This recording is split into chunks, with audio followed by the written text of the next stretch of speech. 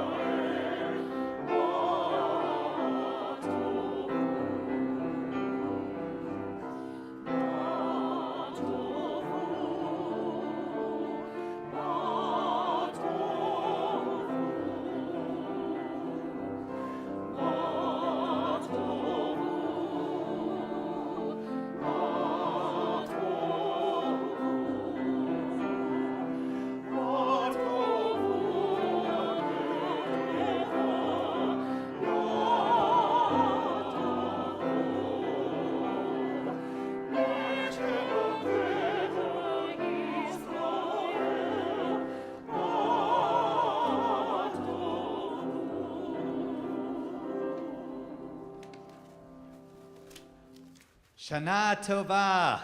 Shana Tova. That's what I like to hear. We could also say Shabbat Shalom. Shabbat Shalom. Good Yantiv. Good Yantiv. Chag Sameach. Chag Sameach. And just Shalom. Shalom. Welcome. Look around at our wonderful community here. Some of you are new. Some of you have been here a long time. Each of you is important. We're going to take a nice deep breath, breathing in this Jewish New Year, 5784, and feeling it inside of us. Let's feel all the relief of all the things that went right in the past year, and let's feel all of that went wrong, and let's just let go of that. It's been a year, as it always is. We have changed, the world has changed, and our community has changed. So let's take a nice deep breath to come into that. I'd like to invite over Bruce Chorus, who is going to welcome you home. L'Shana Tova, everyone. Happy New Year. We say welcome home now instead of just welcome, because welcome implies that you're a visitor here, that you're not part of this place. Welcome home. You are our family. This is our temple family, and it's good to be together. For some of you, it's your first time in the room in a while. A couple quick safety notes, just so we know. If for some reason we need to get out in a hurry, like his speech goes a little long or what have you, we have emergency exits over there, up here, back of the social hall. If you go out into the lobby, you can go left and go out onto the front lawn. You can go right into the parking lot. We do have a first aid kit outside there. We have an AED out there. We have a Stop the Bleed kit. If you need anything during the service, please look for Joanne, myself, one of the ushers wearing the boutonnieres. A quick scheduling note. For years now, we have been lucky enough to have congregants chant the Torah on the high holidays. It's an honor for you guys to do it. It's an honor for us to have you do it. We've never lost a single one until this year. We've had injury, we've had illness, we've had a few things. So Cantor Frank is jumping in on that this year. So as if she didn't have enough to do, she's going to chant Torah this morning as well. So thank you for that. And this is COVID related. Oh yeah, we have injury, we have illness, we have all sorts of stuff going on. It is what it is. We are not just the cool shul, we are the flexible shul as well. Anyway, for those of you that were here last night or watched the stream, you know that our high holiday services this year got off to an amazing start. The choirs sounded great, the cantor sounded spectacular, the rabbi's speech was awe-inspiring. He specifically referenced awe in the speech. Anyway, wonderful morning of planned for you this morning. Enjoy, and again, if you need anything at all during the service, look for myself, Joanne, or one of the ushers. L'Shana Tova, Happy New Year. Thank you, Bruce, as always. We're going to have a number of readers come up. We do have a place over here on the side that makes it a little bit easier so you can avoid the steps here. We just started with Ma Tovu, and now we have a reading that is connected to it. I'd like to invite up our board member, Keith Berzone, to read on page 111.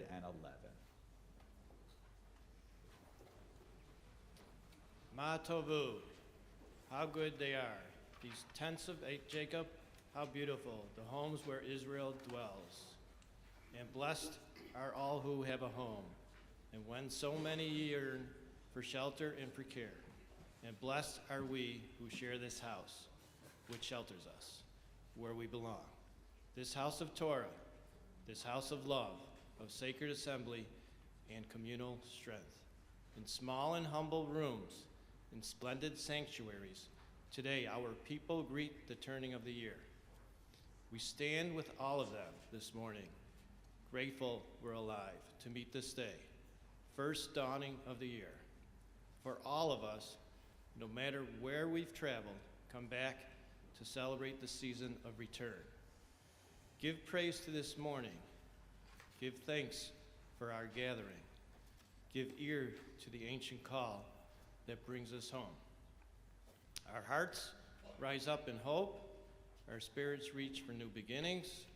Our voices, too, lift up a melody that celebrates today. How good they are, these tents of Jacob. How beautiful, the homes where Israel dwells.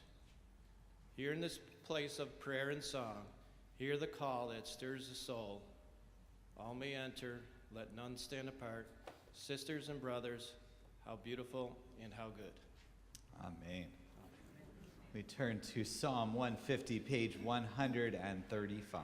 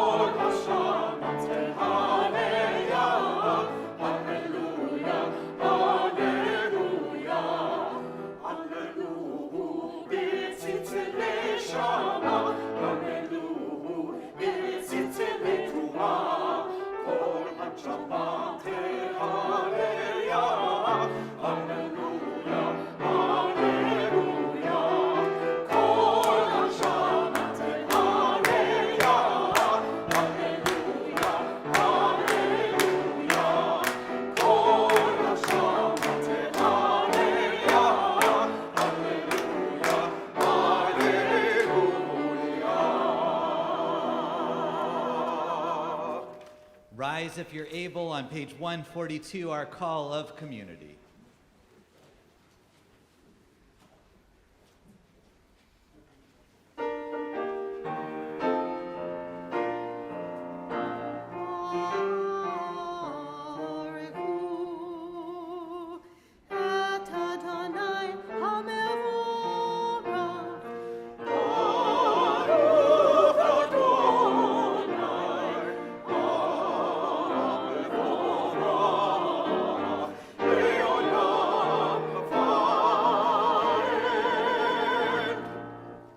Baruch atah Adonai Eloheinu melech haolam yotzer or uvarei choshech oseh shalom uvarei et hakol. Blessed are you, God, who is there in moments of light and darkness whenever we need. We turn to page 147. I'd like to invite up Rebecca Shaw, also from our board, to do the reading.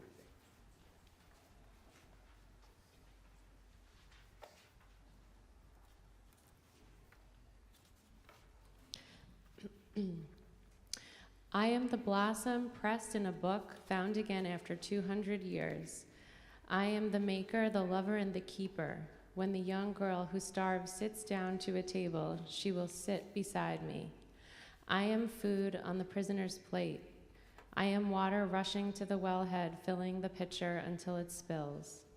I am the patient gardener of the dry and weedy garden. I am the stone step, the latch, and the working hinge. I am the heart contracted by joy, the longest hair white before the rest. I am there in the basket of fruit presented to the widow. I am the musk rose opening unattended the fern on the boggy summit. I am the one whose love overcomes you, already with you when you think to call my name. All life springs from a single fountainhead. Listen, Israel, know the oneness at the heart of multiplicity. With love and reverence, bear witness to Mikor HaChaim. Amen. We'll turn to page 150, 151 for the Shema.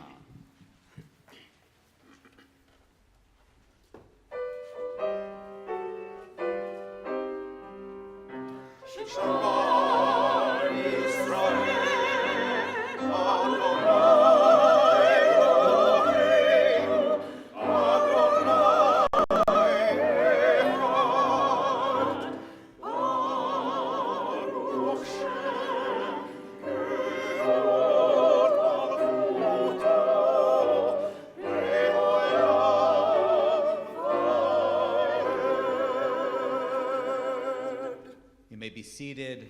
I'd like to invite over Sherry Jo Reich and Lil Duquette to lead us in the Via Hafta on page 152. Do you want to come up here? Might be better.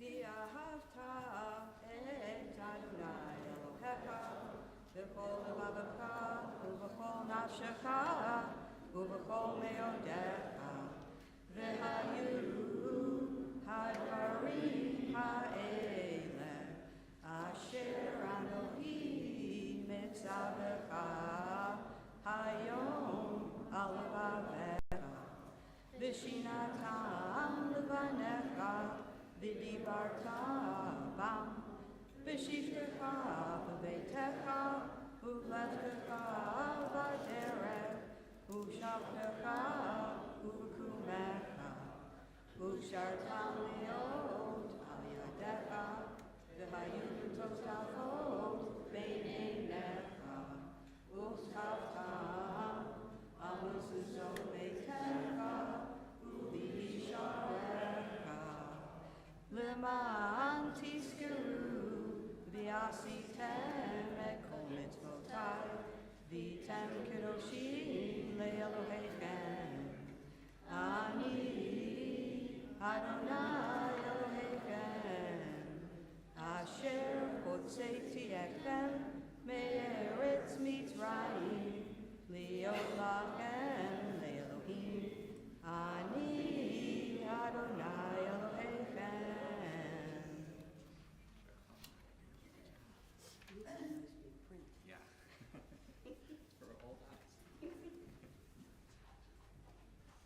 Thank you, Sherry, Joe, and Lil.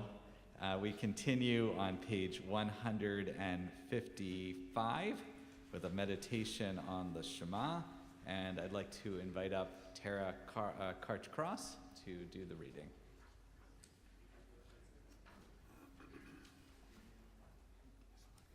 Israel, your covenant with God is made of choices. Holiness or profanity, life or its destruction, you can never keep from choosing. If you set yourself to love God with everything you have, to obey God with your entire heart, God's gifts will be yours. A vital earth, its seas and continents moving slowly in their own way. The rain and sun and snow and clouds forming and changing each in their own way. If God's unity is always before you, all these will nourish and delight even longer than your days. The hills, the rainforests, the ice flows, and the deserts, the infinity of life that nests and grows here on earth with us. Every living thing will bless you, will welcome you as neighbor. What you produce will multiply in goodness, and you will not lack for what you need. But if you forget God and choose instead to fashion gods of your own, if they spring up everywhere for you in your endless thirst for something undiscovered, you may lose everything you have, your family and your sustenance, your reason for being and your place of burial. This blue-green earth, so beautiful, so solitary, is as fragile as you are and as precious. Beware lest in giving way to excess you risk too much. Remember this and take it to heart. Teach it to those who come after you, place it in their hands, plant it in their minds. Meditate on these things at home and on the road, awake and asleep, in the beginning and at the end. Try to find them in every place we call our home. Thank you, Tara. We continue with the Micha Mocha, page 164.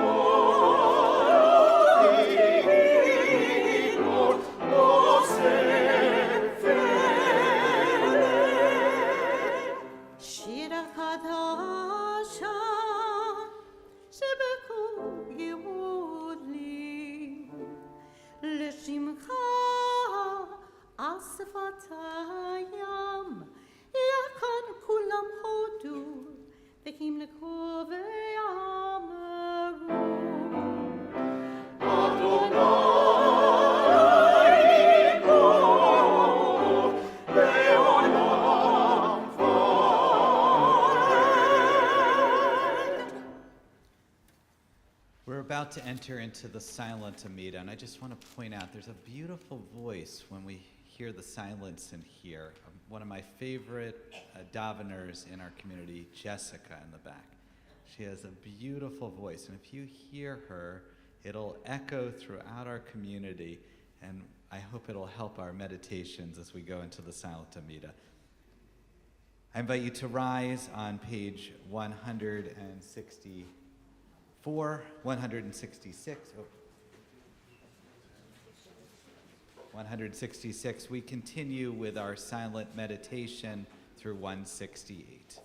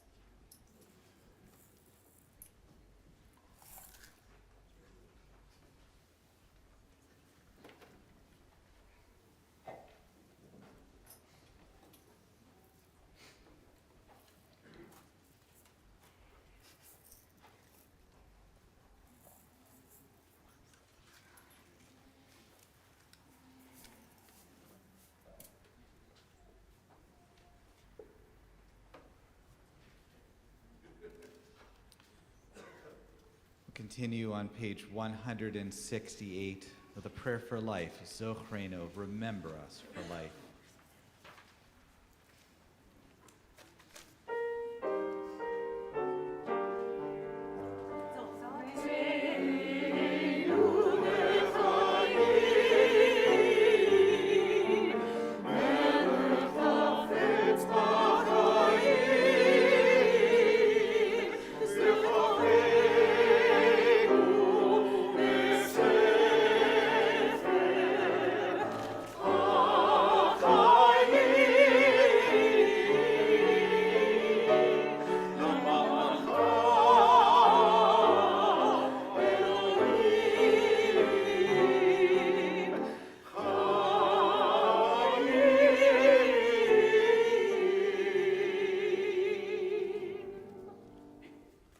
This is the moment where we understand fully our sense of mortality, and we acknowledge it, and we're open about it. We are human. We only live as long as we can.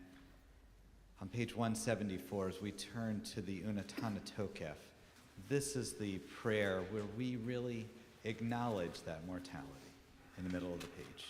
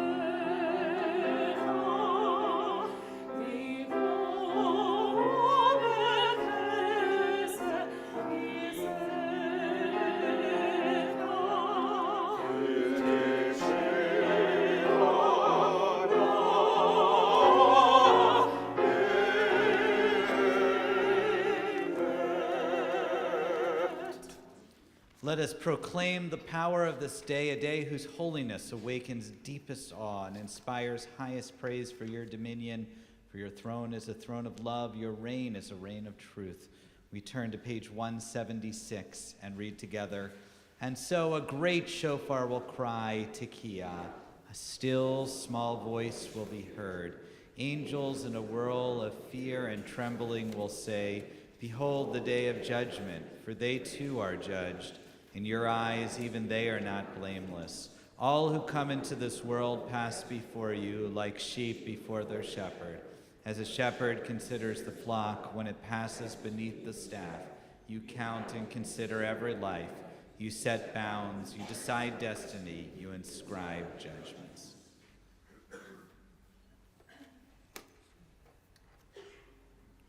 On page 178. Oh,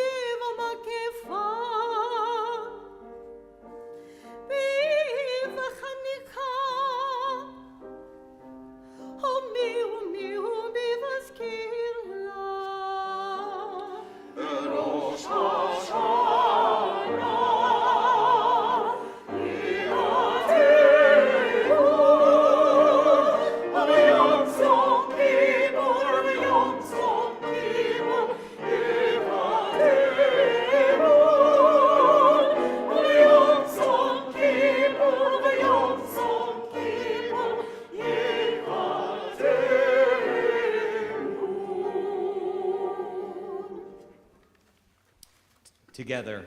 On Rosh Hashanah, this is written. On the fast of Yom Kippur, this is sealed. How many will pass away from this world? How many will be born into it? Who will live and who will die? Who will reach the ripeness of age? Who will be taken before their time? Who by fire, who by water? Who by war and who by beast? Who by famine, who by drought? Who by earthquake and who by plague? Who by strangling and who by stoning? Who will rest and who will wander? Who will be tranquil and who will be troubled? Who will be calm and who tormented? Who will live in poverty and who in prosperity? Who will be humbled and who exalted? On the top of the next page. But through return to the right path, through prayer and righteous giving, we can transcend the harshness of the decree.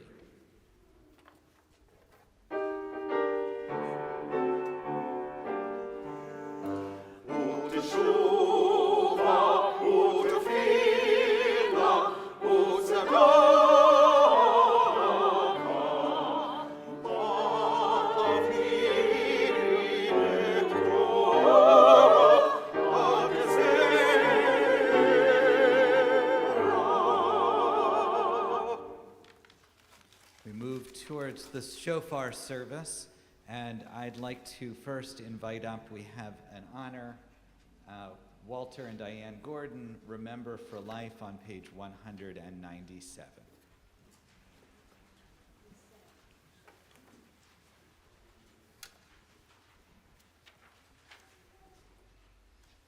Now we will count to 12, and we will keep still. For once on the face of the earth, let's not speak in any language. Let's stop for 1 second and not move our arms so much. It would be an exotic moment. Without rush, without engines, we would all be together in a sudden strangeness. Fishermen in the cold sea would not harm whales, and the man gathering salt would look at his hurt hands. Those who prepare green wars, wars with gas, wars with fire, victories with no survivors, would put on clean clothes and walk about with their brothers in the shade, doing nothing. What I want should not be confused with total inactivity. Life is what it is about. I want no truck with death. If we were not so single-minded about keeping our lives moving and for once could do nothing, perhaps a huge silence might interrupt this sadness of never understanding ourselves and of threatening ourselves with death. Perhaps the earth can teach us, as when everything seems dead and later proves to be alive. Now I'll count up to 12, and you keep quiet, and I will go. Beautiful. I'd like to bring up our shofar, Baal Tikiya, Stephen Glickman. And we're so blessed to have him here today as a third-generation Torah blower and a new parent. I think you're safely back here. I think Eli's ears will be okay, right? He's got earphones, okay. Very smart. The blessings Cantor will recite on page 206. Invite everyone to rise.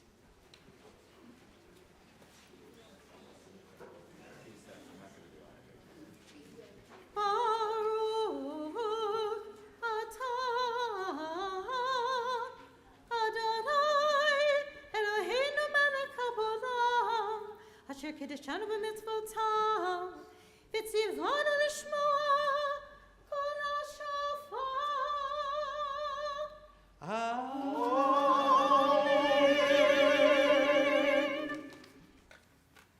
All right, we're going to have 3 sets of blowings. One will be on 206, on 268, and 284 if you want to follow along, and we will conclude with the Tikiyah Gedolah. And Rabbi, we just, because it's the first day, we we'll should do do a the second. Shehechianu. Oh, yeah, sorry, Yeah, we okay. shouldn't forget that. Okay, good. Thank you.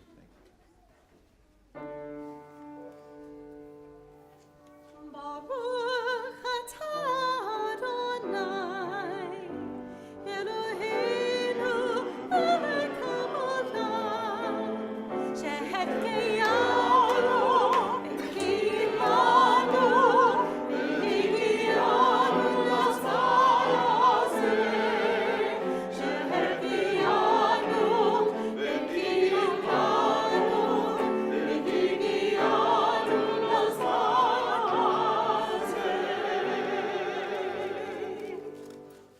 blessed are you, God, who brings us life and allows us to arrive here and be present in this moment. Okay, Stephen, here we go. Tikia. Shivarim Trua.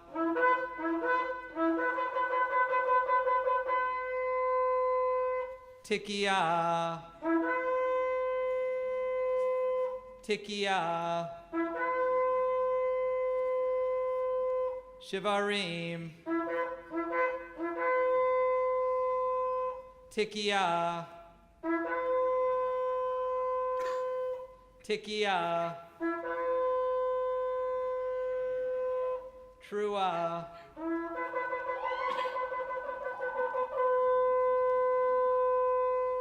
Tikia. Tikia. Shivarim Trua.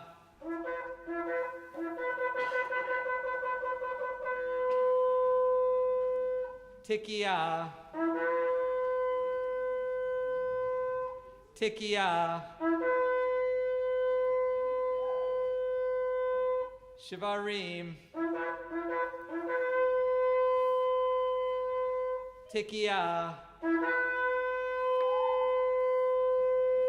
Tikia.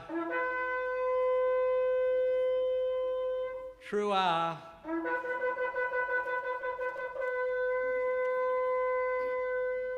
Tikia.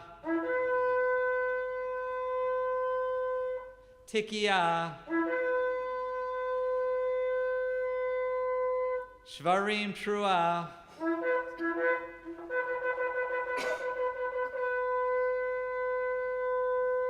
Tikia. Tikia. Shivarim. Tikia. Tikia. Trua.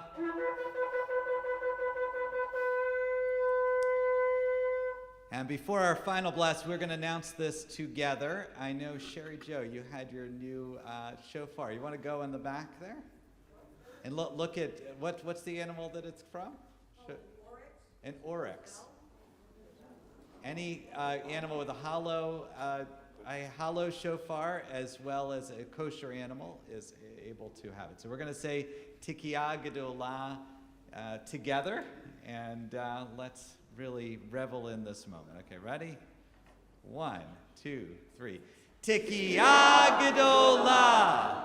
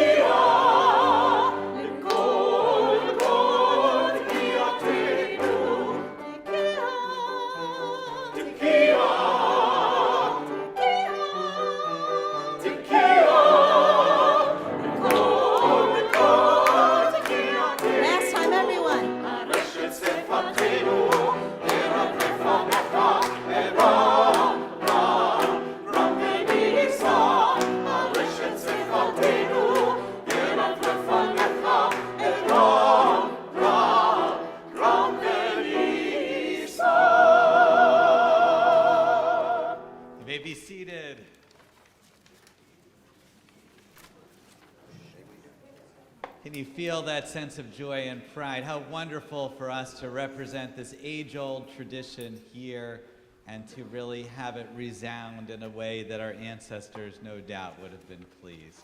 It is glorious to be together here on Rosh Hashanah, again, fully together.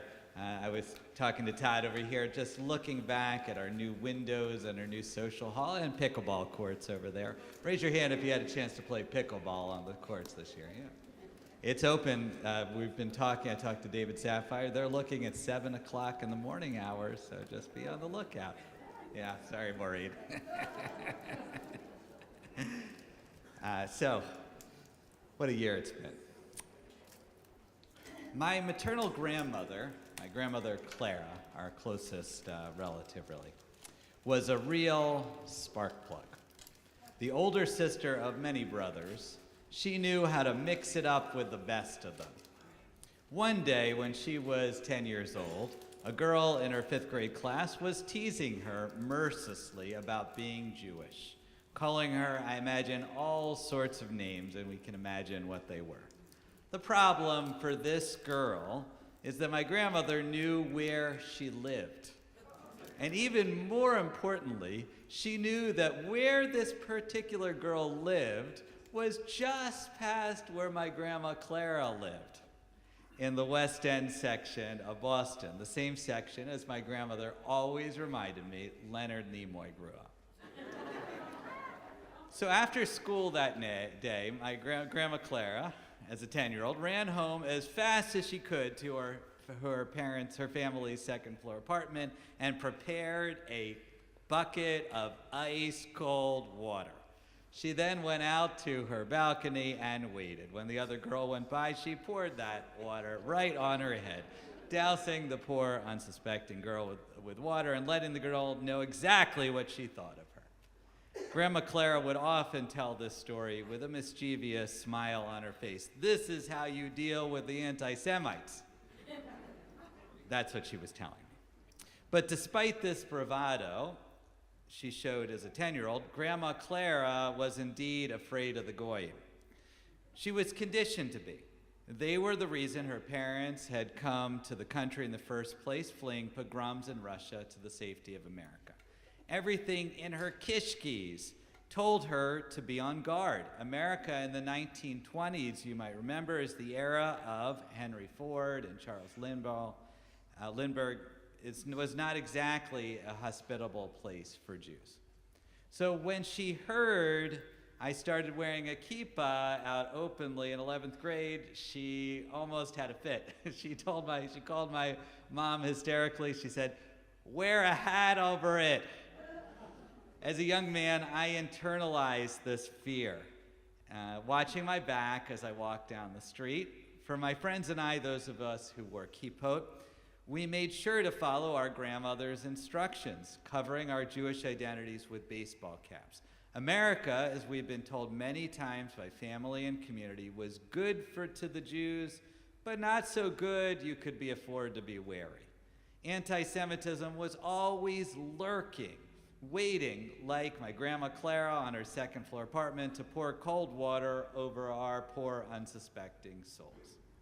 Still, as time ticked away, as it moved from the 80s to the 90s to the aughts, I became more comfortable. Diversity became a good thing, and so was having a strong ethnic identity. Judaism was hip and cool and dope, so slowly I began to feel safer. This was America, the land of the free, home of the brave, the place that welcomed the tired and the poor, the huddled masses waiting to breathe free. America moved from being good to the Jews, but to just being good to the Jews, no caveat. And that is what I thought and continued to think until a fateful day 5 years ago, when events so large, so horrific struck our community, it shook the foundation of what it means to be Jewish, not only in America, but around the world. That event was, of course, none other than the Tree of Life massacre on late October 2018, the largest single attack on a Jewish institution in American history. On that day, a 50-year-old, quote-unquote, heavy-set white male walked into a synagogue in the Squirrel Hill section of Pittsburgh and opened fire. Bearing a Colt AR-15 semi-automatic rifle and 3 Glock 357 pistols, he murdered 11 innocent, beautiful souls, fathers, mothers, sons, daughters, friends, community members, in cold blood, all just because they were Jewish. In the space of less than 20 minutes, our collective naivete was shattered for good. When we think about our American Jewish community, we can divide before Tree of Life and after it. Just to show you the impact it has had on us, let us go over a few facts. Prior to Tree of Life, the only time you might have seen a police officer, security officer, in an American Jewish congregation would be now, during the High Holy Days. After Tree of Life, there is barely a synagogue in North America without a police presence during a normal Friday night or Saturday morning service. I know when I visited Chautauqua this summer, I was shocked. I know Chautauqua has been through things, but it's a little tiny community, and there they had a police officer waiting on Saturday morning. Overnight, not just here, but in every single corner of America, Canada, and Mexico, from large cities to small college towns, college campuses, Jewish community centers, Federation synagogues, all have been transformed. Cameras have been added, buildings have been surveyed, congregants trained, and sophisticated security networks created, seemingly overnight. You can see the impact on our organizational budgets and in our decision making. No other community in the world, and this is one thing as I started looking into it around our area that really shocked me. No other community, racial, ethnic, has ever attempted this type of change. You won't find a security guard in front of any other place in America except for synagogues. The call to action came through and we responded stupendously. This is a credit to a lot of hard work on the part of a lot of people, many of whom in our community are in our room today. It is also a credit to the generations who came before us, to people like my grandma Clara, with her bucket of cold water, willing to fight back against those who seek to harm. This is not only the new normal, but the old normal as well. As we jokingly tell ourselves in front of the holiday table, they tried to kill us, God saved us, let's go eat. In this telling, the outside world is dangerous, deadly, and always lurking.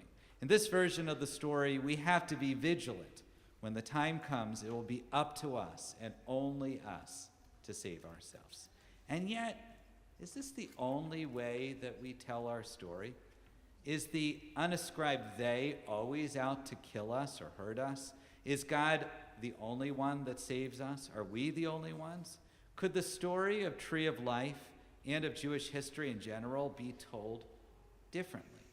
Could there be another way to tell our story where outside players also have a positive role, where the Jewish community is not alone in our suffering? Perhaps there is something we have been overlooking all along. So for answers, I started looking in the Torah readings for Rosh Hashanah, our traditional readings, the banishment of Hagar, the binding of Isaac, and I realized there's a reading that we have that is included within the normal Rosh Hashanah readings that we never talk about. It's a story not about family squabbles or inter-tribal conflict, but about neighborly cooperation. An alternative Jewish universe where small slights, misunderstandings, do not lead to violence and enmity, but to love and friendship. This is the story of an obscure Philistine king named Abimelech and his relationship to our patriarch, Abraham. Long ago in the Negev desert, a mighty nation lived. Having arrived from the Aegean Sea sometime before, they set up towns, built militias, and created society. The Philistines, as we know from the story of David and Goliath, were a force to be reckoned with in ancient Canaan. So when Abraham moved southward after separating from his cousin Lot, he had every reason to be afraid. He led a small contingent of strange and misunderstood faith called monotheism. In Genesis 20, the chapter before the 2 chapters we focus on during Rosh Hashanah, Abraham is so alarmed that his life is in danger, he takes evasive action, pawning Sarah, his wife, off on Abimelech as his sister. This is a very strange story, but maybe this is a way of creating alliance like they would do in a lot of monarchies. And while it's difficult to explain today, this is what he felt was his best option. When God comes to Abimelech in a dream and warns him of the danger of consummating his new marriage, the Philistine king has every right to be furious with our ancestral family. But instead of immediately taking action against these new upstarts, he confronts Abraham honestly. And he says, "What have I done to offend you? What did you see in me? What did you see in me that caused you to act in this way?" It turns out, and this is really surprising in the story, that Abimelech and the Philistines did not mean to harm our ancestors.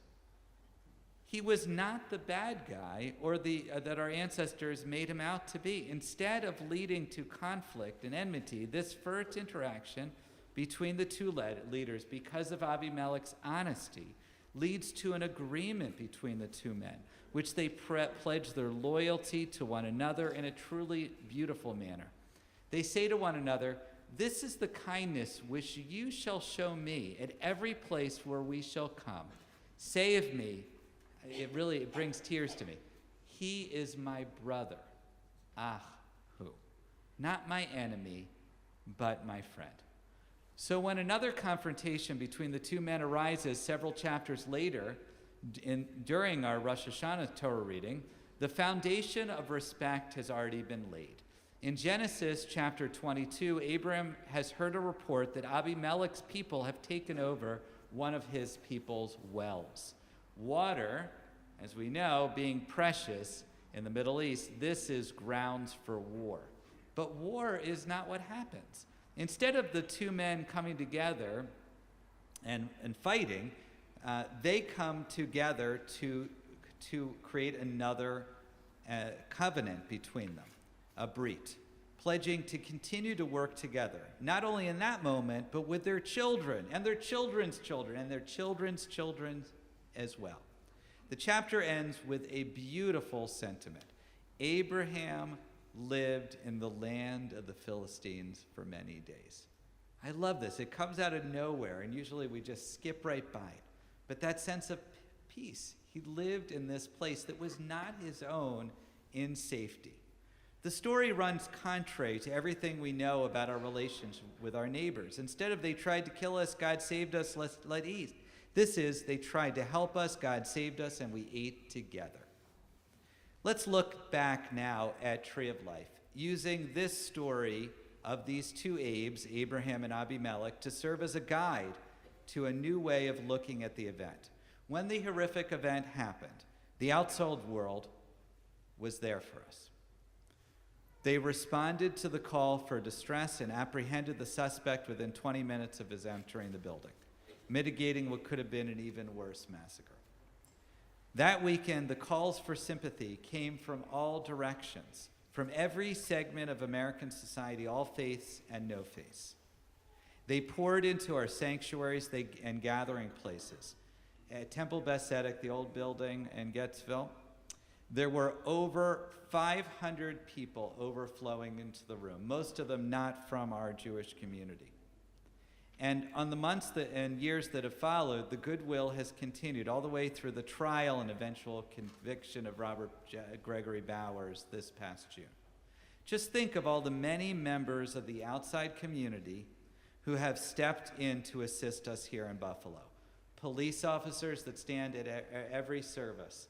Yes, there is a pay involved, but they are doing it out of a sense of duty and respect and honor of our community. Clergy members from every faith. Political leaders. The story of Tree of Life is not only about an increase of anti-Semitism, which is now at its highest level since my grandmother's childhood in the early 1920s, but is also about an increase of appreciation for Jews in America. We saw this firsthand when our members of our congregation visited Pittsburgh in early June. If you were among our group, just raise your hand. We had almost about 30 people there, not all from Shir Shalom community. We also invited guests from other communities as well. The Tree of Life building in Squirrel Hill, right down the street, as I heard from the University of Pittsburgh, which once hosted 2 conservative and 1 Reconstructionist communities, now sits empty. Around it is a gate to prevent people from entering. But around that same gate, artists of all ages and abilities have put up murals. Murals depicting doves, trees, opened and closed hands, and hearts. Murals with words like, "You're not alone," "Pittsburgh strong," and "peace." As Tree of Life Rabbi Jeffrey Myers told a local Pittsburgh radio station, the synagogue community has drawn strength from these murals, serving as an uplift, not just to our neighbors, not just to Pittsburgh, but really to the world, that there is far more good in the world than evil. We saw examples of this love and goodwill extend not just beyond our Jewish community, but in our Jewish community itself. One of the most powerful things that they witnessed, and it brought tears to my eyes. We visited Rodef Shalom. Rodef Shalom is it's sort of the Temple of Zion of Pittsburgh. It's historic, a beautiful place. And as you can imagine, they usually stuck on their own. But when we were there, we learned about the cooperation between these 3 communities, that they housed all of the communities from Tree of Life there. And one of the most beautiful things that I saw, it just struck me, so beautiful. The person that was giving us the tour, she took us on the bima and showed us the ark. And inside that ark, and if you've seen most synagogues, they have kind of a uniform set of Torahs, a uniform set of mantles. They had Torahs with a mismatch. And that surprised me, being here at Rodef Shalom. It was one from each of the communities that they were hosting. And it was so beautiful to really see that cooperation. A Tree of Life member, so that's the member of the conservative congregation, Howard Feinberg, he put it best when describing the tenets of his former building. "I didn't understand what this Reconstructionist thing was. They were those guys down the halls for years. Then he added, there's reason that they were in the same place, and it wasn't just happenstance. They're all Jewish, right? By embracing the other, it turns out we embrace the other in ourselves." To combat anti-Semitism this year, you might have noticed, how many of you have a blue pin when you came in? Okay, thank you for doing it. This is from the Robert Kraft Foundation. Yes, the Robert Kraft. It's called the Blue Square Stand Up to Hate Campaign. This blue square that I'm wearing, and if you didn't get one, you can get it on the way up, represents the size of the Jewish population in America, 2.4%, relative to the amount of hate crimes we experience, 55%.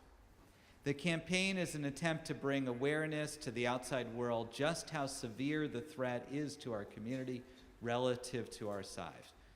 So again, you can pick up these pins and wear them on your go, or bring them to others. This is not just meant for our Jewish community.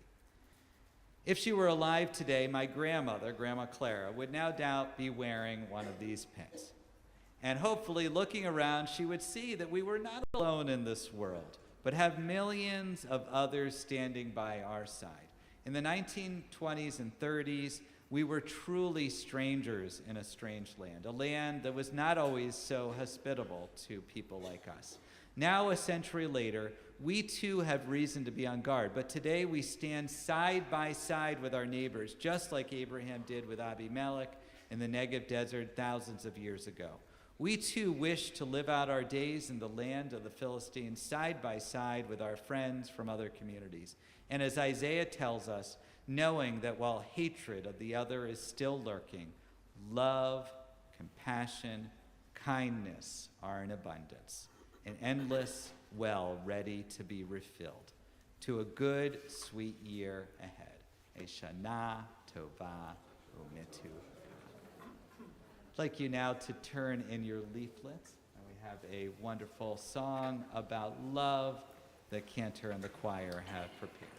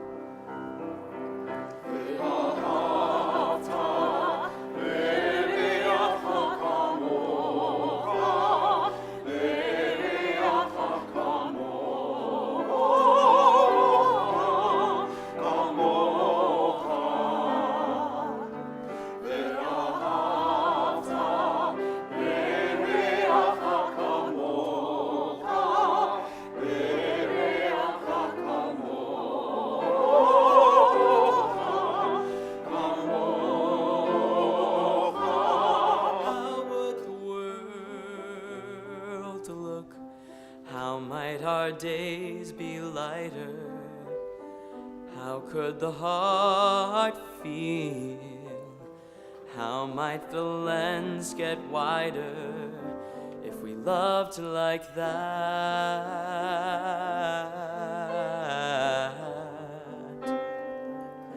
Really loved like that?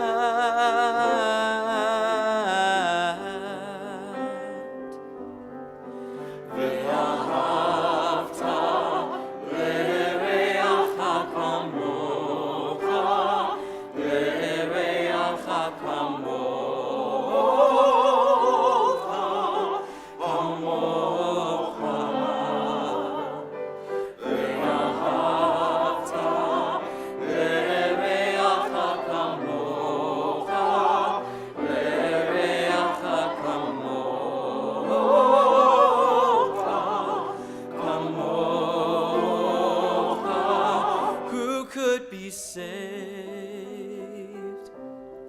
How might the world be softer? Who could your heart heal? What is the gift you'd offer if we loved like that?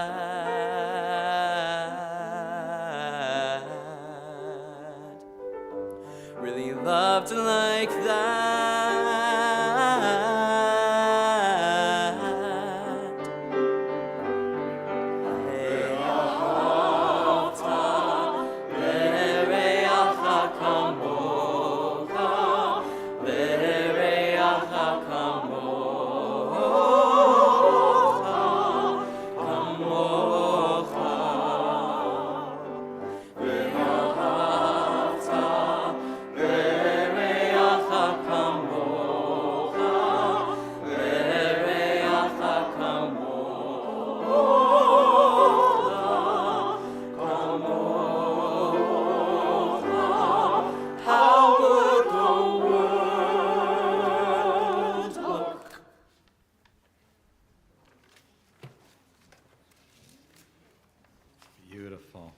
Tears to my eyes. Wonderful.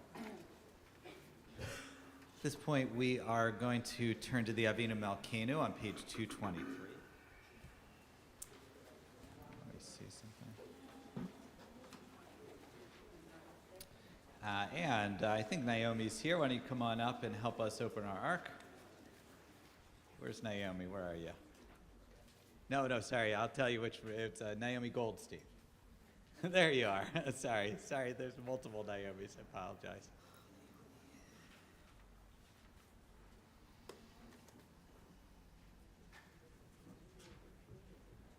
All right, so stand there. Let's rise together as the ark is open on page 223, and we'll say responsibly.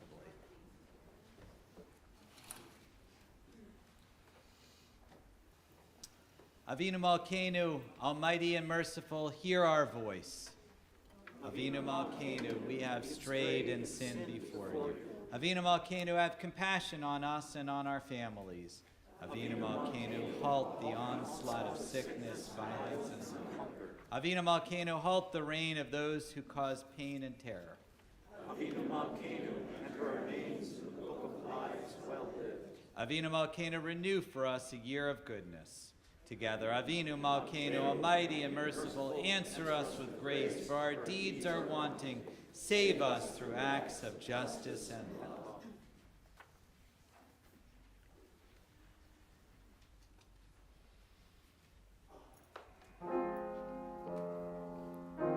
Avinu Malkeinu, Shema Koleinu. Avinu Malkeinu, Gadol lefanecha.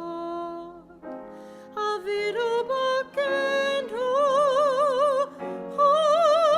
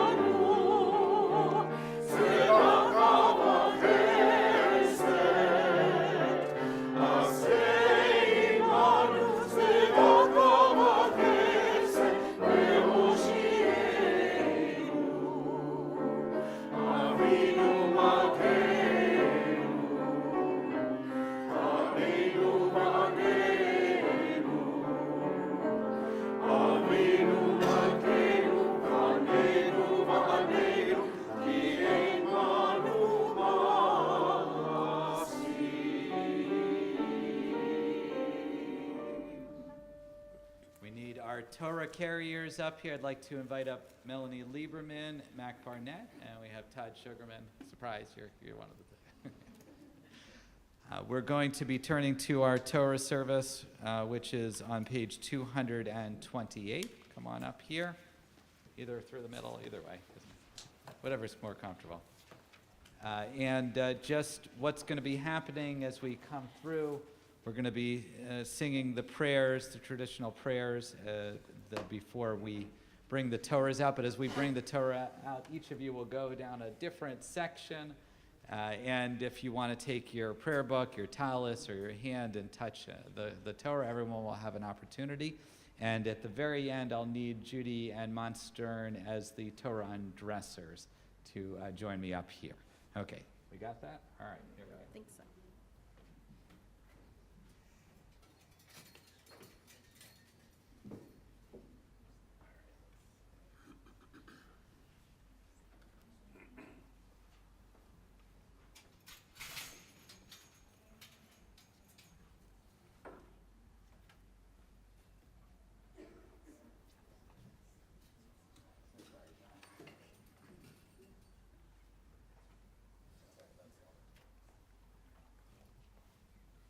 And we remain standing for the 13 attributes.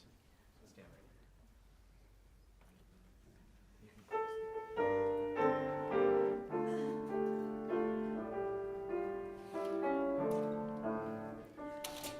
Adonai, Adonai, Erohu Echadu, Eber Kapayim, Verav Chesed Ve'emet, Noseh Chesed Ba'alafim,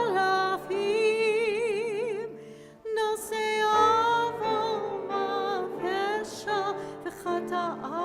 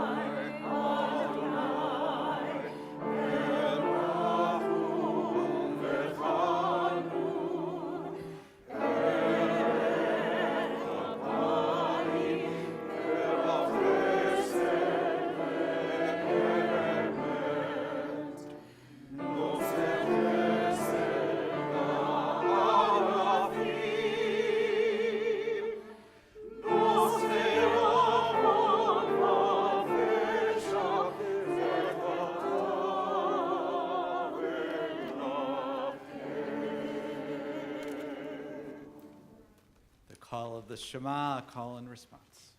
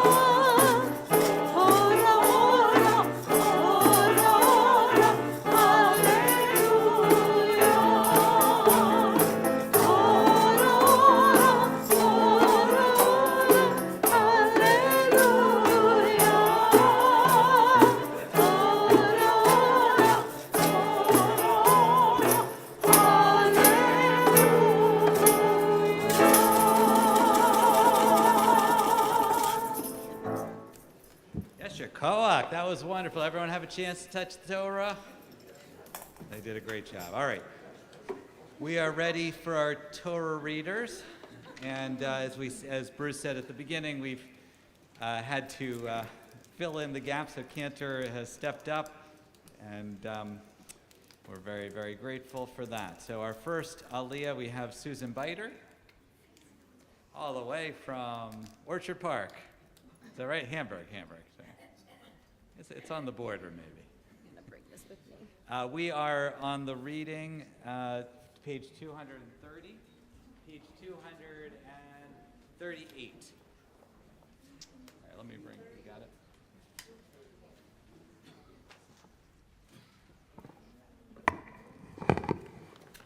Show you where it is. There's Avi Malin. Oh, yes, sorry.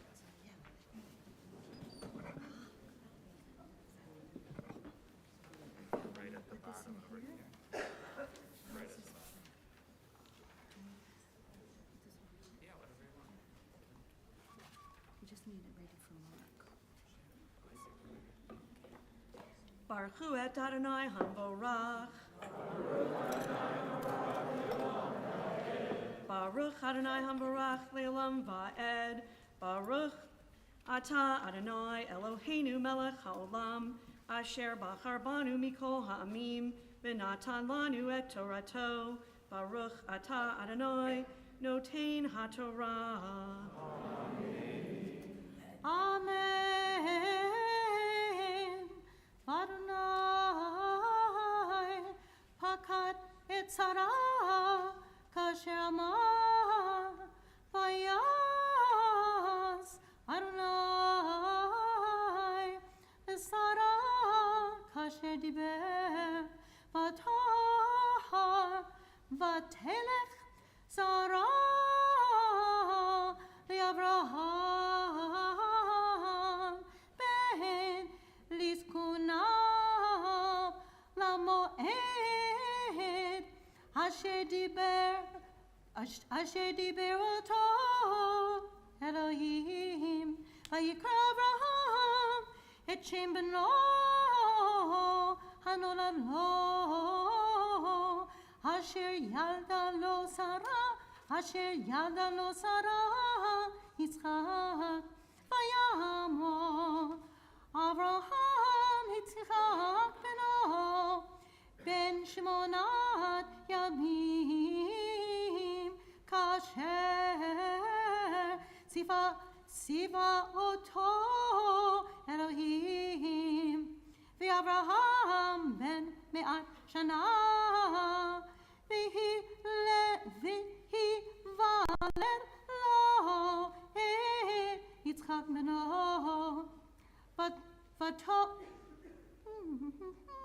v'tomer Sarah zechok asali Elohim ki hashameya Yitzchak li. Baruch atah Adonai Eloheinu melech haolam asher natan lanu Torat emet v'chayei olam nata b'tochenu Baruch atah Adonai noten haTorah. Amen. For the second Aliyah, we'd like to invite up Linda Bergman as the blesser for the Aliyah, and Mark Rosen. Where are you?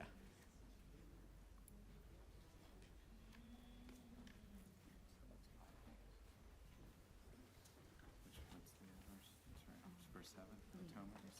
So, in the beginning, so it's over here.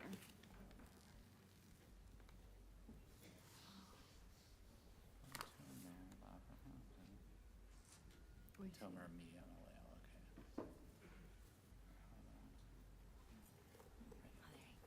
All right, so come, oh, he's got his own yad. All right. Oh. Now, I'll Mark, this hold spot up for your you. yad. This is the yad from his bar mitzvah. Tamod, Linda Bergman, Laliyah, Hashini. All right, so Cantor's going to show you where it is.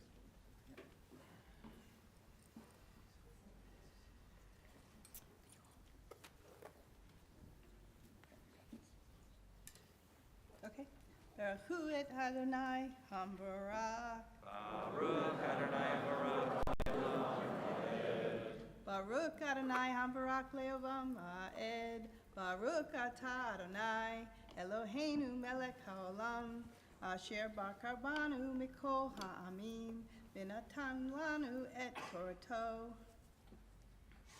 Baruch atah Adonai Noten HaTorah. Amen. Amen.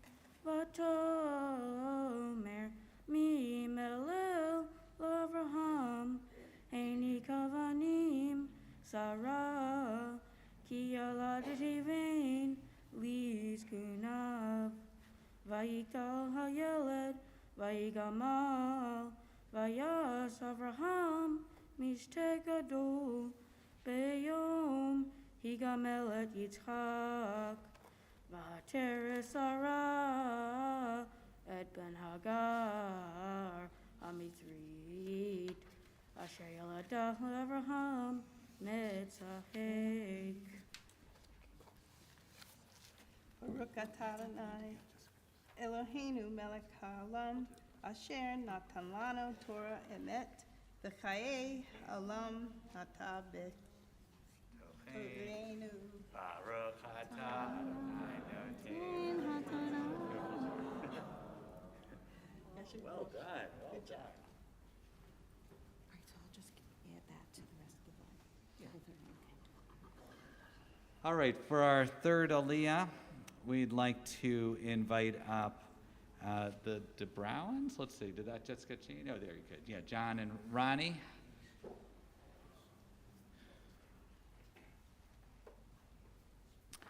Yamdu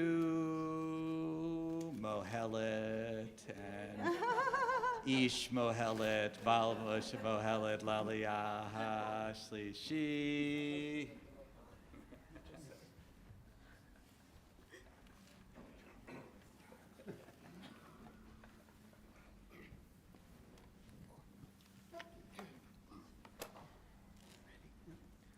Baruch et Adonai Hambarak. Baruch Adonai Hambarak Leolam Va'ed. Baruch atah Adonai Eloheinu melech haolam. Asher bachar banu mikol ha'amim. V'natan lanu et Torato. Baruch atah Adonai Noten HaTorah. Amen. Vatomer liAvraham Gamresh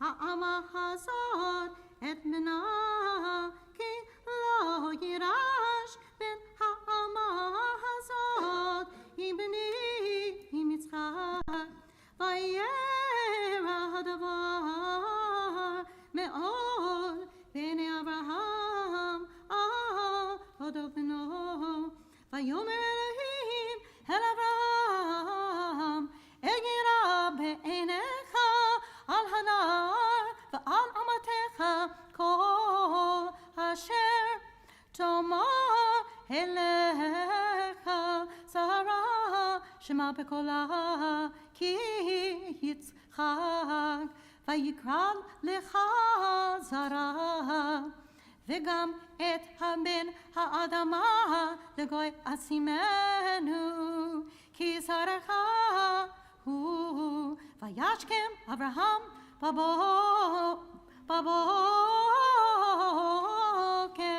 ויקח לחם וחמת מים וייתן אל הגר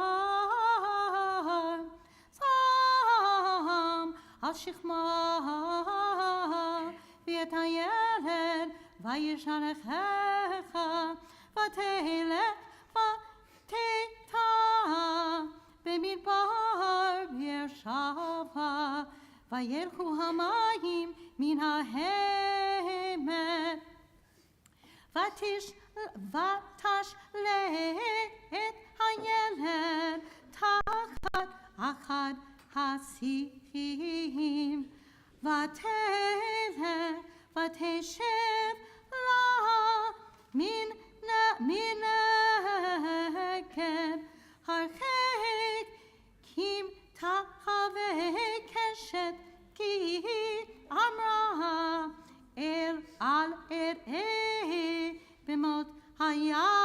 עולת ותשב מנגד ותישא את קולה ותף. וישמע אלוהים את קול הנהר ויקרא מלאך אלוהים אל הגר מן השמיים ויאמר לה מלאך הגר אל תיראי כי שמע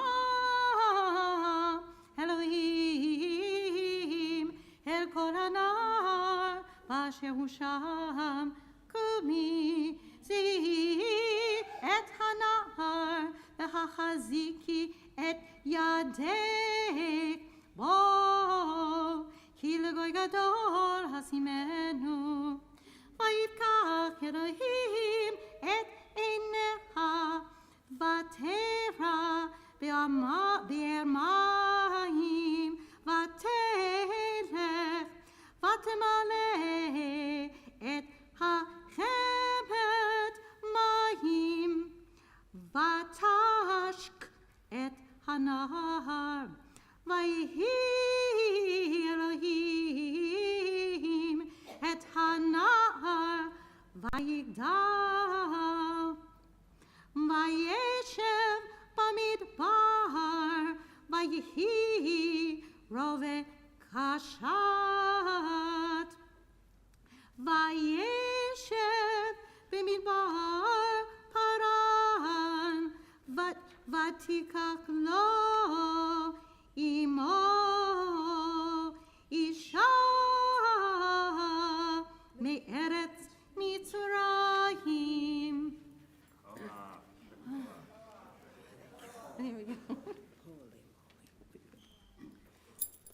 Baruch atah Adonai Eloheinu melech haolam asher natan lanu Torat emet v'chayei olam natan b'tohenu Baruch atah Adonai noten haTorah. Yisheberak Avatino Ram Yitzhak Yaakov Yimotino Sarah Rachel V'Leah. May the Holy One have blessed our ancestors Abraham, Isaac, and Jacob, Sarah, Becca, Rachel, Leah. Bless all those in risen on our Torah, all those Torah readers, everyone here who has had an honor, everyone who has come forward here on this Rosh Hashanah. May they be granted health and happiness and long life, and may we have many, many more opportunities to worship together on New Year's in the future. And we say, Amen.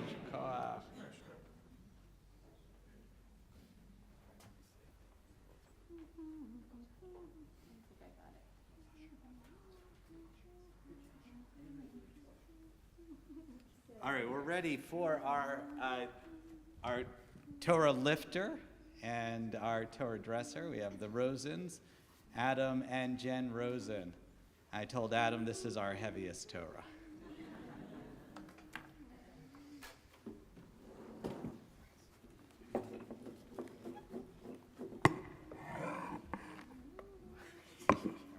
Just push down. Jen wants to lift it. You could go. We'll switch places. Push down. We rise together as we lift the Torah.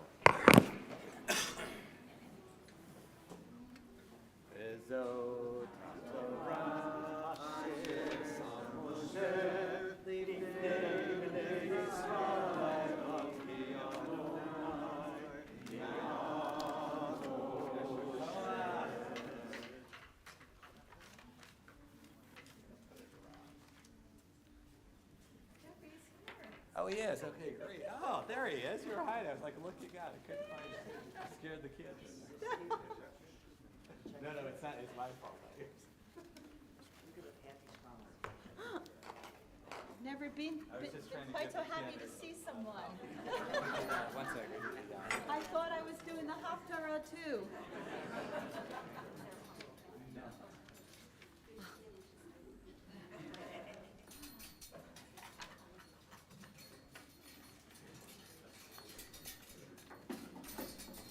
You're good. Ishakak, you may be seated. Sorry, I just scared the cantor because I didn't see Jeffrey Horitz is here to read our Haftorah, and do you want this one? What page are we on here? I think I wrote that down. All right, hold on. We are on page number 250, 251, 247 are the blessings.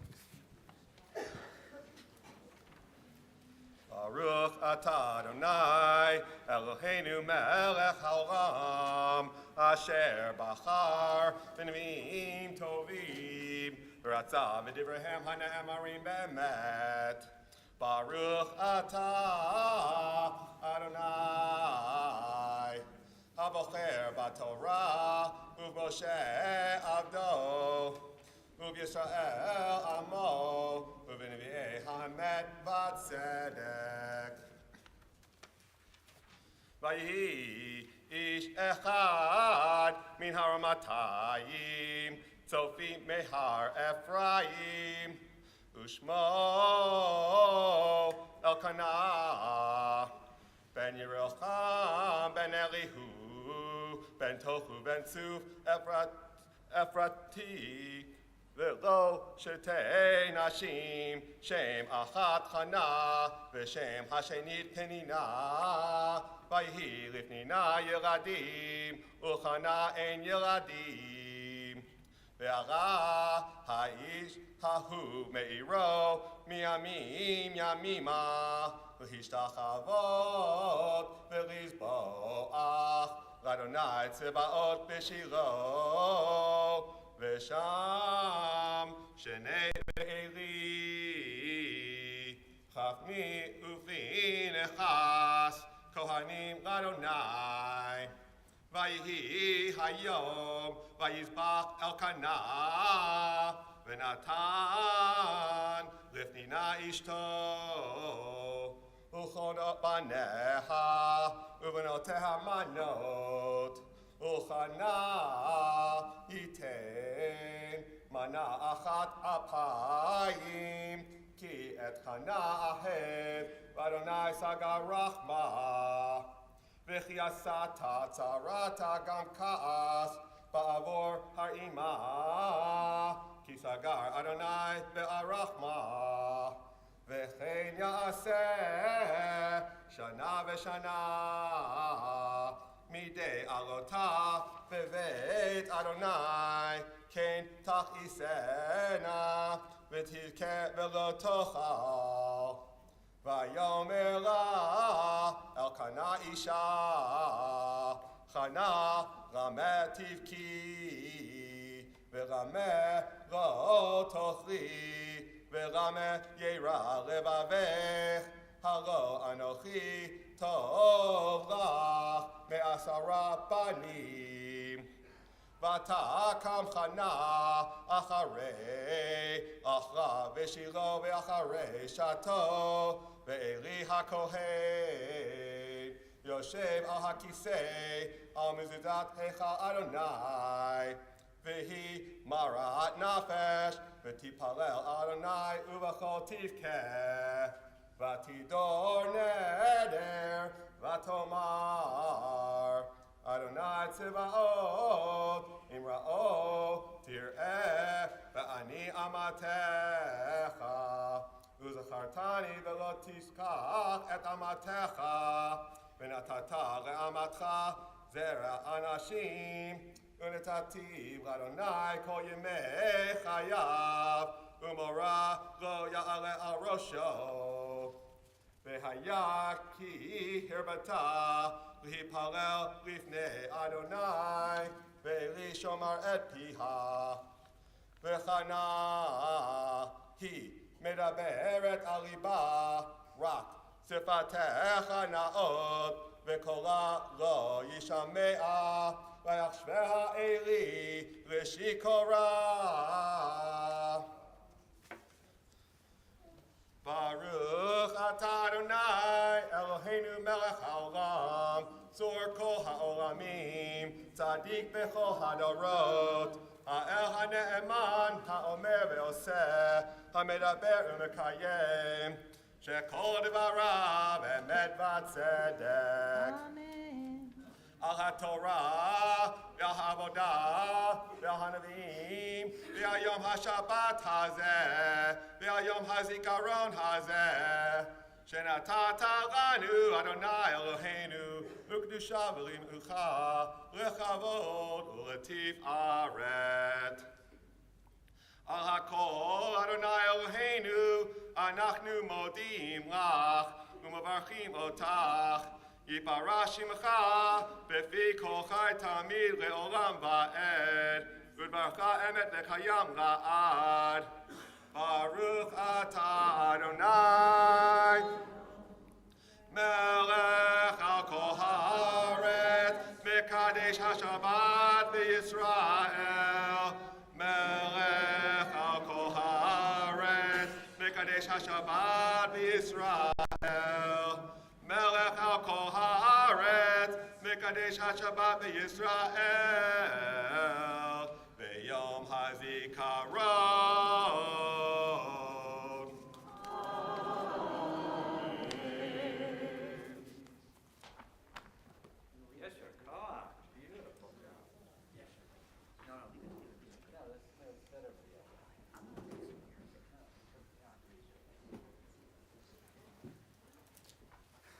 Wonderful job, thank you. As you can see, thank you to Cantor to step in. We had a lot of last-minute things, and that's the way it is. We've learned in this time.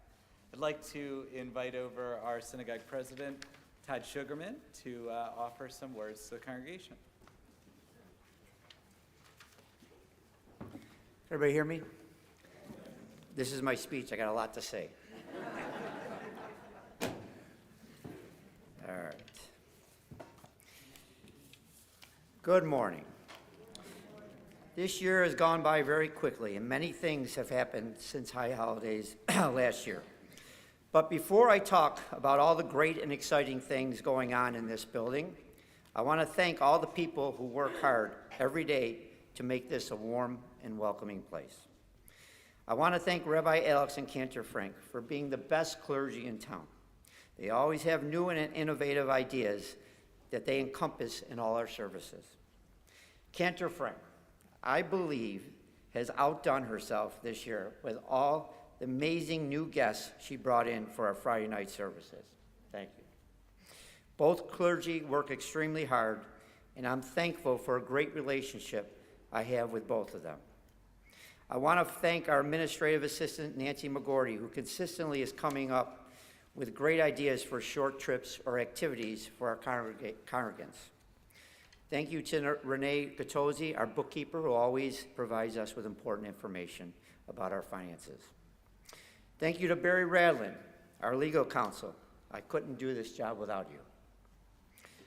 Joanne, that's right, Joanne. That's all you have to say is her first name, and we all know who she is. I say it all the time. She is the hardest working person in this congregation. Her dedication and loyalty are unmatched. So do me a favor. When you walk out of services today, please go over to her and just say thank you. The lay leaders and committees are very important and contribute greatly to this congregation. I want to thank the Women of Shir Shalom, led by Amy O'Donnell, the men's group led by Dan Kester. Thank you all for all you do for this temple. A special thank you to the Chevetas crew for contributing over $30,000 to our bottom line. I want to thank our Board of Trustees. And just so you know, everyone on the board participates and is extremely active in our congregation. Finally, I want to thank our temple officers, Marina Finkelstein, David Sapphire, Sherry Jo Reich, Larry Pozis, Tara Cross, Joe Glickman, and Bruce Korus. They all have a work ethic that is second to none. We have been together for many years, and I believe that has contributed to the great success of this congregation. And most importantly, we are all friends. So again, thank you to everyone who contributes to our temple's success. Okay, let's talk about all the great things happening in our temple. Last year, I stood before you and promised you pickleball, and you all laughed at me. Well, with the help of David Sapphire, we have pickleball. It's a big hit. Over 50 people now play. Many of them learned the game here. Members who didn't even know each other have become friends. Pickleball actually was the start of our renovations. We couldn't see the ball very well, so we had to put new lights in, and with the financial help of National Grid, we ended up putting new energy-efficient lights throughout the entire building. The domino effect was on. We realized we needed outside natural light that was being blocked by the curtains, and once we took the curtains down, saw the condition of the windows. We knew they had to be replaced. So we put in new windows, as you can see. And once the sunlight came in, we realized we needed to put a fresh coat of paint on the walls and ceiling. The renovations didn't stop there.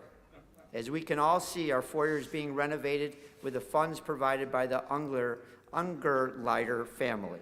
Lillian and her husband Benjamin were longtime members who both passed away. Their children made a substantial contribution that helped make this much-needed foyer renovation a reality. Still to come are new mahogany doors with wood-based molding and new crown molding along the ceiling. There will also be new furniture in that area, and we didn't stop there. We continued the renovations down the hall, and we just started the open area.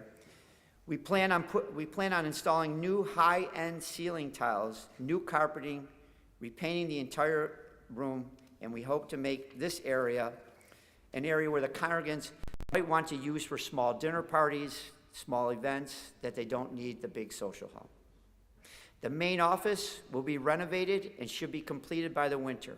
The Ganeno room will be worked on over the winter months.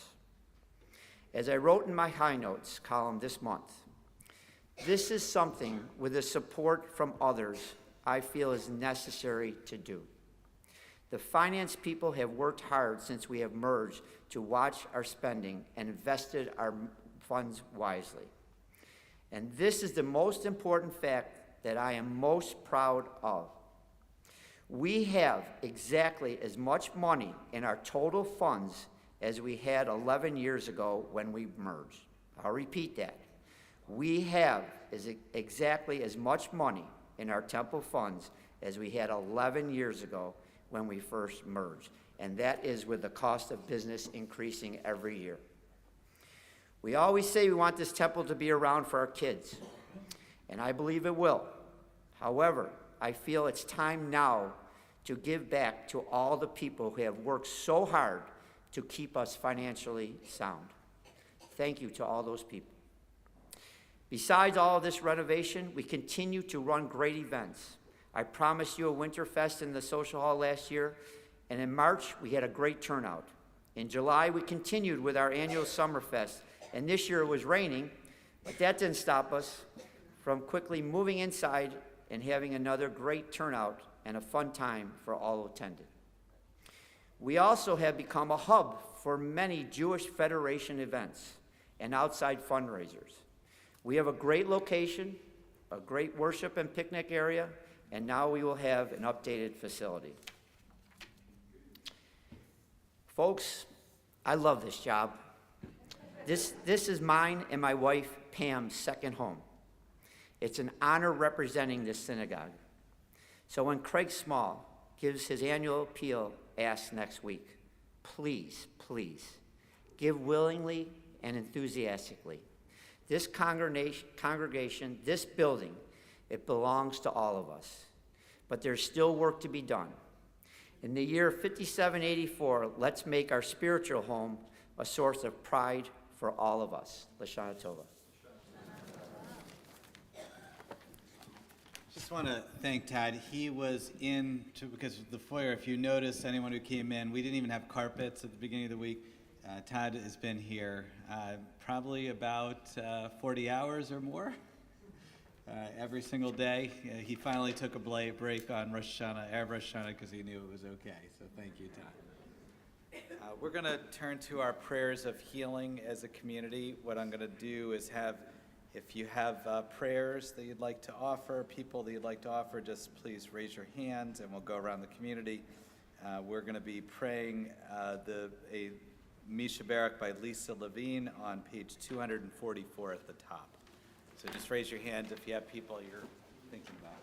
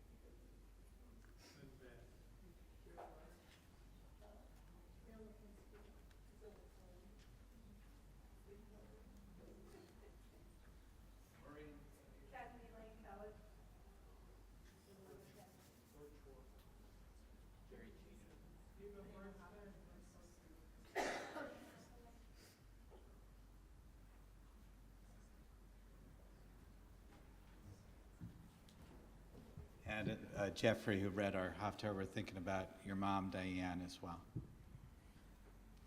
I will bring all those names into our hearts. Oh, sorry. I was not thinking about you. Sorry, Jeffrey. I was thinking about Andy Simon's. I'm so sorry. Andy Simon's mom.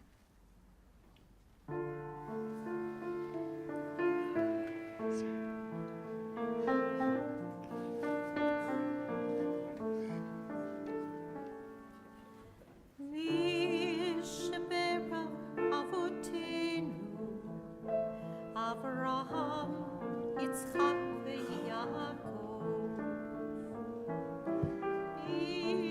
Yishmera imotenu, Sarah, Rivka, Leah, veRachel. May the one who blessed our mothers, may the one who blessed our fathers, hear our prayer. Hear our prayer. Hear our prayer. Hear our prayer. Hear our prayer. And bless us as well. Bless us with the power of your healing. Bless us with the power of your hope. May our hearts be filled with understanding and strengthened by the power of your love. Bless us with the vision for tomorrow. Help us to reach out to those in pain. May the warmth of friendship ease our sorrow. Give us courage, give us faith, show us the way. Mishapera avotenu, Mishapera avotenu. Hear our prayer. Hear our prayer. Hear our prayer. Hear our prayer. Hear our prayer. And bless us as well. Hear our prayer. Hear our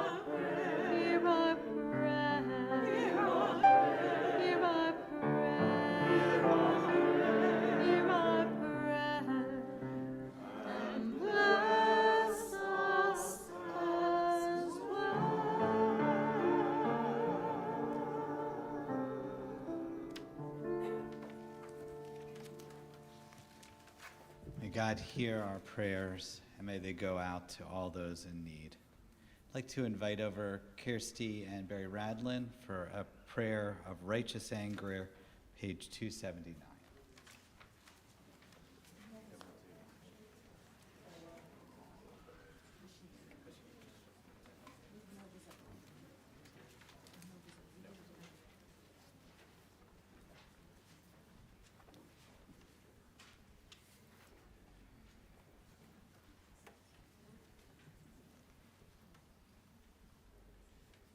Shofar wrote a prayer for righteous anger.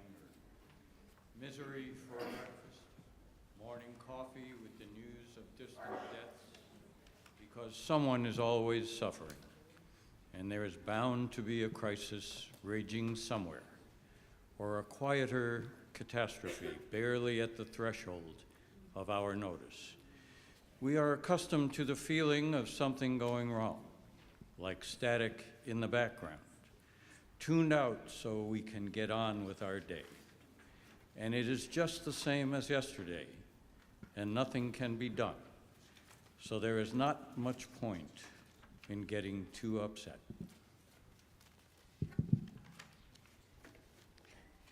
But if something were to shock us, like a baby's piercing wail or a fire bell in the night, like a punch in the stomach or a puncture in the eardrum, like a savage call to conscience or a frantic cry for help, would we scream like a shofar and get mad enough to act? When a ram's horn is sounded in a city, do the people not take alarm? Thank you. I'd like to invite Naomi Goldstein up here again as we'll open the Ark. Invite everyone to rise for Hashivenu, which is on page 276, 277. And look at Naomi's beautiful tallis. Oh, her sister gave her.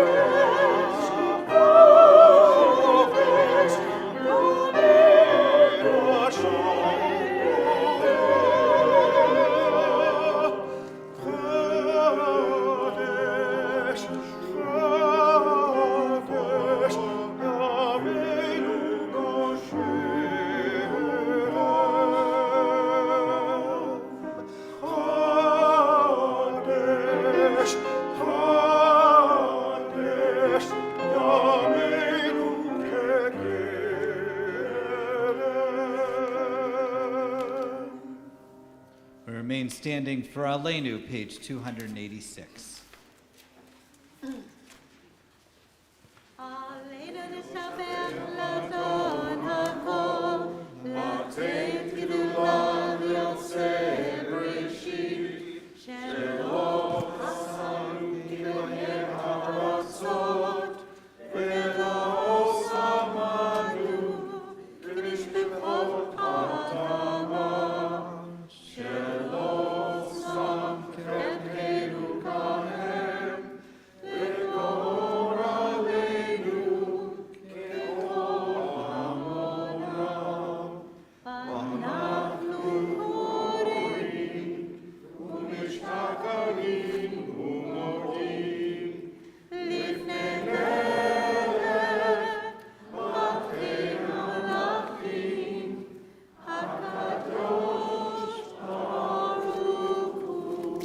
Page 289.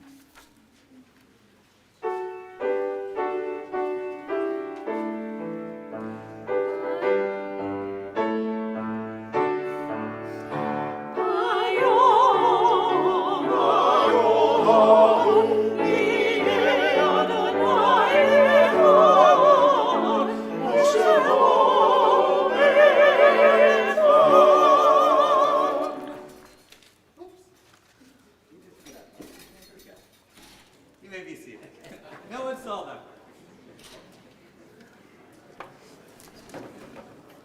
is what happens when the pandemic threw everything off. All right. We're going to turn to our Mourner's Kaddish, which is on page 289. We had recent passing Ariel Goldstein, 32-year-old, and our thoughts are with the family.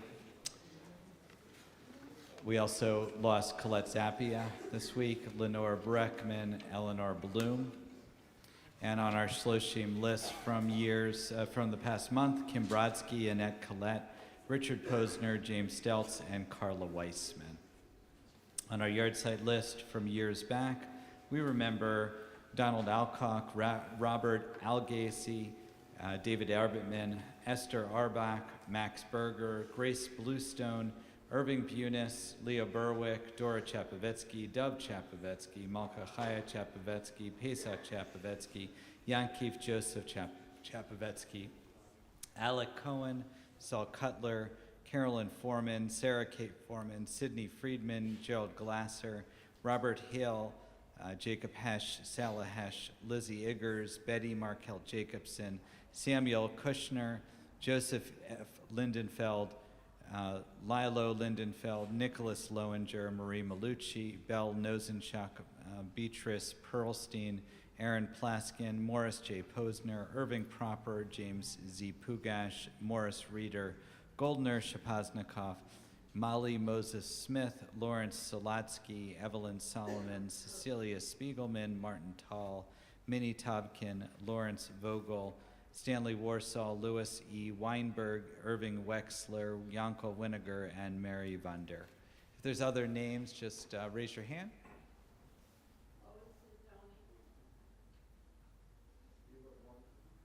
Eva Blum, yeah. Nick Kirkbrick. Howard Shear. Earl Spielman. Mayor Shevin and Greg Button.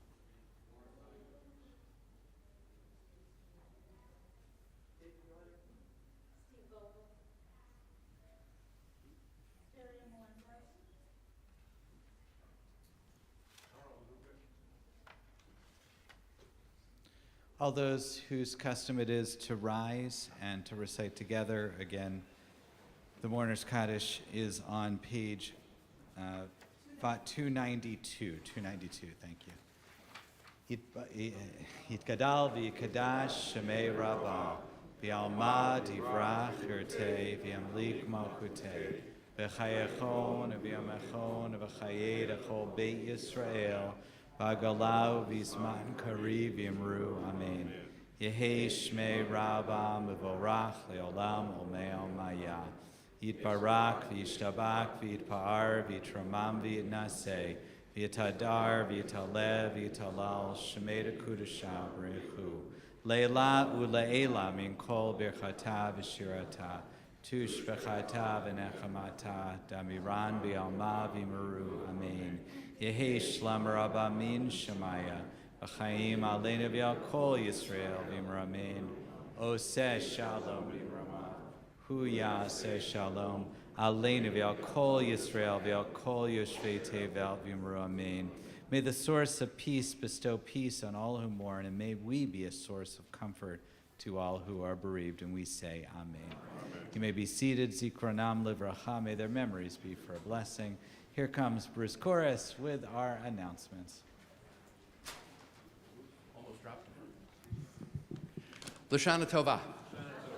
Thank you, of course, to Rabbi Alex, Cantor Frank, Ken Kaufman, the professional choirs, the CSS singers, guest Torah chanter, Cantor Frank. Oh, yeah, and guest Max, soloist. Yeah, oh, good, you're getting it. Guest soloist, Max Hirschberg. I mean, did you see Goldhirsch? Did you see Kim while he was singing? She was crying. It was beautiful. It takes a lot of people to put together a wonderful high holiday service like this one, and a lot of hard work went into it by a lot of people. And we do it for you. We do it for you every year. Not everyone has a second home. Some people have a home in Florida or a condo somewhere else, whatever. This time of year, we all have a second home. We have our spiritual home, and we have a second family, and that's our temple family. And it's so wonderful to have everyone together on this time. We will continue this afternoon for a family service at 3 o'clock with Rabbi Alex, Cantor Frank, Dr. Andy Simons. That one's open to the community. It is followed by Tashlik at 4 o'clock. Please meet in the parking lot for that. That is BYOP, bring your own pebbles. We no longer throw bread into the water. We do pebbles. It's more environmentally friendly. And then tomorrow morning, we have second day service. That is tomorrow morning at 10:30. Please join us for that. Special thank you to Todd Sugarman and his crew at TLS Landscaping for cleaning up our plot at Whitechapel. It looks great, and it means so much to the families. You do that every year, and it's a wonderful mitzvah. Thank you. And that will be noticed for Kavira vote, and a special note on that, the correct date of Kavira vote is Sunday, September 24th. That is a week from tomorrow. That is at 1 o'clock. We apologize for any confusion on that. Many of you may have noticed dedication plaques inside your prayer book. Many of you did not. If you still would like to dedicate our High Holiday prayer books to a loved one, whether it's a memory of someone or in honor of someone, we have dedication forms outside the office. As I mentioned last night, when we get a set of High Holiday prayer books, they're good for about 30 years. So you get your money's worth out of doing the dedication. We will be having, as we return to normal, we're having a break fast this year in the building, which is the first one in many years. It is sponsored by Tara Cross, Stephen Cross, Sadie Cross, and Rabbi's Discretionary Fund, and it is catered by Johnny C's. The deadline to make it's complimentary to Temple members. The deadline for RSVPing is Monday, so please make sure you let Joanne know. Thank you, as always, to the Women of Shir Shalom for assembling our food bags that we will be handing out when you leave today. Take an empty bag, bring it back next week filled with food. This is our High Holiday food drive. We always come up with a lot of food to help feed the hungry of Western New York. It is one of the most important things we do each year. Thank you for that. We're going to be building the Temple Sukkah on Wednesday, September 27th. That is the Wednesday after Yom Kippur. That's at 5 o'clock. Please join Dan Kester for that. If you need anything during the high holidays, please reach out to Joanne, Todd, myself. Leave the rabbi and cantor alone right now. And of course, always look for the ushers. They're the ones wearing the boutonnieres. We're here for you whenever you need. As you leave today, patience in the parking lot. The sounding of the ram's horn is good. The sounding of the car horn, not so much. Be patient as we leave. And once again, Lashana Tova, Happy New Year, healthy New Year, a safe New Year, and thank you for being part of this wonderful Temple family. Happy New Year. Thank you, Bruce. Ein Kelohenu, page 299.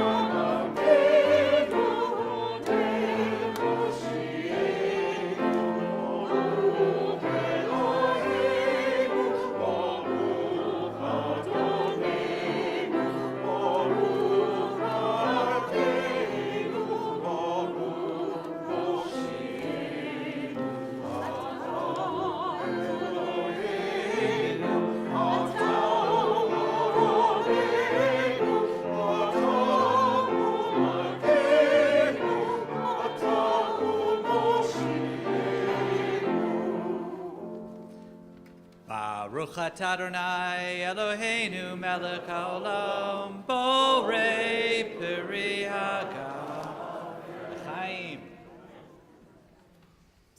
Baruch atah Adonai Eloheinu melech haolam hamotzi lechem min haaretz. Amen. We have one last shofar blast. So, Stephen, we need you up here. And Sherry Joe, if you want to go to the back. I don't know. Maybe share the left. Okay. So here we go. We're going to do a final Tikiyah Gedolah.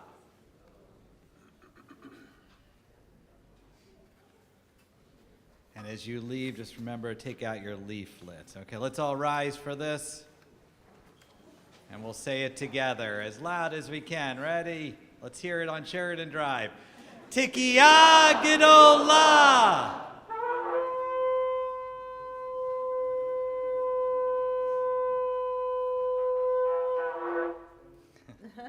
Yeah, let's do it one more time. I'll give him another two. He's a new dad, okay?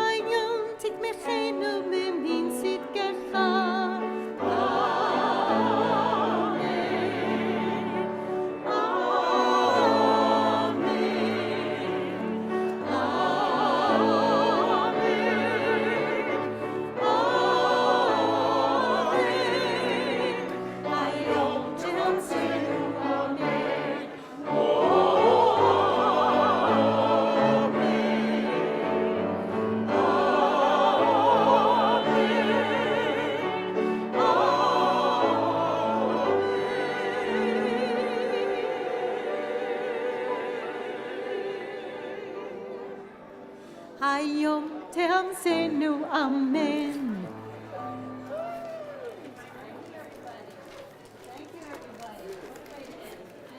Tuesday night we're back, right? Sorry to bring it up. What happened?